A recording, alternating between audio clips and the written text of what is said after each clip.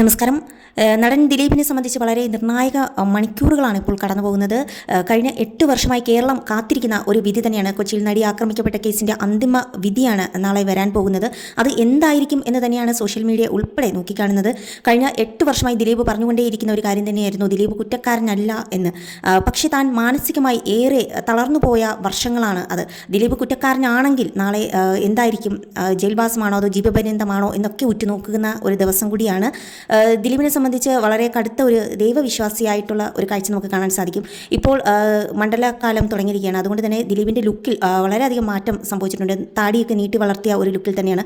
നാളെ ദിലീപ് ഈ കേസിൽ നിന്നും രക്ഷപ്പെടുകയാണെങ്കിൽ ദിലീപ് ഉറപ്പായിട്ടും ശബരിമല കയറാൻ ഉള്ള തയ്യാറെടുപ്പിൽ തന്നെയാണ്.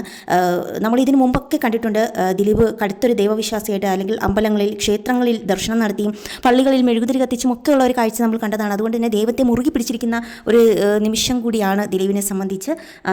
കഴിഞ്ഞ 8 വർഷമായി കേരളം ഇതുവരെ കണ്ട ഒരു വ്യത്യസ്തമായിട്ടുള്ള ഒരു കേസ് എന്ന് വേണമെങ്കിൽ പറയാം. കാരണം നിരവധി ഹർജികളാണ് ഈ കേസിൽ സമർപ്പിച്ചുകൊണ്ടേയിരുന്നത്. അതുപോലെ സാക്ഷികൾ കൂറുമാറിയതും ഒക്കെ ഇതുവരെ കേരളം കണ്ട ഒരു കേസ് തന്നെയായിരുന്നു. അതുകൊണ്ട് തന്നെ ഈ ഒരു കേസ് എന്താകുമെന്ന് ഉറ്റുനോക്കുന്ന ഒരു ദിനം കൂടിയാണ്.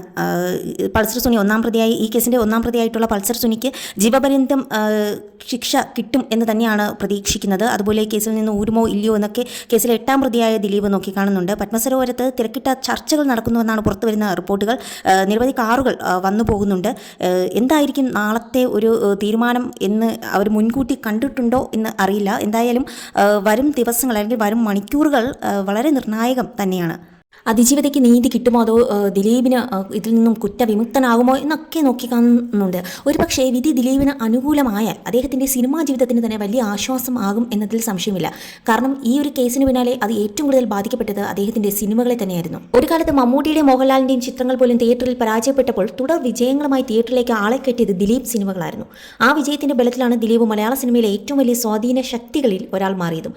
എന്നാൽ നടിയെ ആക്രമിച്ച കേസ് എല്ലാം മാറ്റിമറിച്ചു എന്ന് പറയാം. ഉയരത്തിൽ നിന്നും ദിലീപ് പെടുന്നതിനെ താഴെ വീഴുകയായിരുന്നു. ദിലീപിന്റെ സിനിമകളും തിയേറ്ററിൽ കൂപ്പുകുത്തി. നടിയെ ആക്രമിച്ച കേസിൽ 2017 ജൂലൈയിലാണ് ദിലീപ് അറസ്റ്റിലാകുന്നത്. അതിനു മുൻപ് ദിലീപ് അഭിനയിച്ച ചിത്രമായിരുന്നു രാമലീല. പൊളിറ്റിക്കൽ ത്രില്ലറായ ഈ ചിത്രത്തിന്റെ ട്രെയിലർ ദിലീപ് അറസ്റ്റിലാകുന്ന ദിവസങ്ങളിൽ ആയിരുന്നു പുറത്തിറങ്ങിയത്. ദിലീപിന്റെ അന്നത്തെ സാഹചര്യത്തോട് വളരെ ചേർന്ന് നിൽക്കുന്ന സിനിമയിലെ ഭാഗങ്ങൾ ചേർത്തായിരുന്നു ട്രെയിലർ വരെ പുറത്തിറക്കിയത്. കുറ്റവാളി ഞാനായിരിക്കണം എന്ന് എന്തോ നിർബന്ധം ഉള്ളതുപോലെ എന്ന ട്രെയിലറിലെ ഡയലോഗ് അന്ന് വലിയ ഹിറ്റായി തന്നെ മാറി.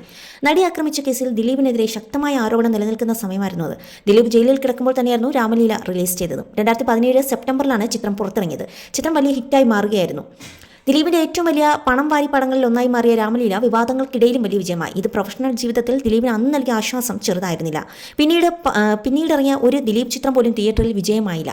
കേസിൽ ദിലീപിനെതിരെ പുറത്തു വന്ന പല തെളിവുകളും പൊതുജനങ്ങളിൽ ഒരു വിഭാഗം പേരെങ്കിലും തിയേറ്ററിലേക്ക് എത്തുന്നതിൽ നിന്നും അകറ്റി. കേസിലെ 1ാം പ്രതിയായ പൾസർ സുനി ശിക്ഷിക്കപ്പെടുമെന്ന കാര്യത്തിൽ ഒരു സംശയമേ ഇല്ല. എന്നാൽ 8ാം പ്രതി ദിലീപിനെ ഡിഫെൻഡ് ചെയ്യാനാണ് മറുഭാഗത്തിന്റെ എല്ലാ ശ്രമങ്ങളും കോടതിയിൽ നടന്നത്.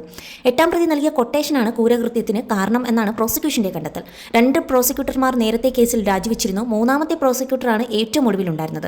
ആദ്യം അറസ്റ്റിലായ പ്രതികളിൽ നിന്ന് ലഭിച്ച വിവരവും 2021 സംവിധായകൻ ബാലചന്ദ്രകുമാർ നടത്തിയ വെളിപ്പെടുത്തലും പ്രോസിക്യൂഷന് സഹായം. 2017 നടി ആക്രമിക്കപ്പെട്ടത്. നടിയുടെ ഡ്രൈവറെ ആദ്യം പോലീസ് കസ്റ്റഡിയിലെടുത്തിരുന്നു. ഇയാളുടെ മൊഴിയിലെ വൈരുദ്ധ്യമാണ് മറ്റു പ്രതികളിലേക്ക് പോലീസിനെ വേഗം നയിച്ചത്. കോടതിയിൽ കീഴടങ്ങാനെത്തിയ വേളയിൽ 1ാം പ്രതി പൾസർ സുനിയെയും സുഹൃത്തിനെയും അറസ്റ്റ് ചെയ്തു. ഇയാൾക്ക് ദിലീപുമായി ബന്ധമുണ്ട് എന്നായിരുന്നു പ്രോസിക്യൂഷന്റെ വാദം. ദിലീപിന്റെ സിനിമാ ലൊക്കേഷനിൽ പൾസർ സുനി എത്തി എന്ന കണ്ടെത്തലുമുണ്ടായി. ഇതിന്റെ ചിത്രങ്ങളും മാധ്യമങ്ങളിൽ വന്നിരുന്നു. എന്നാൽ ഇത് വ്യാജമായി നിർമ്മിച്ചത് എന്ന പ്രതിഭാഗം വാദിച്ചിരുന്നു. സംഭവം നടന്ന 5ാം ദിവസമാണ് ദിലീപിനെ പോലീസ് അറസ്റ്റ് ചെയ്തത്.